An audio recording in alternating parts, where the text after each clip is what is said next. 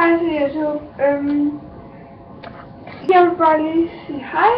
Jeg er helt ny herinde, eller ikke helt og helt ny. Jeg har haft en undskyld, så bliver man til at larme nu. Og sådan, med det finder man det fedt og købe, så smøg det bare sådan noget. Vi har haft en blokmand mandag før, men altså, så det kigger rigtig fint, men så hendes computer gik i stykker, var ikke så godt. Og så jeg kan ikke rigtig finde ud af, redigere og alt det skulle gøre og sådan noget. Det skulle jeg komme til at lave sådan lidt der. Sådan der.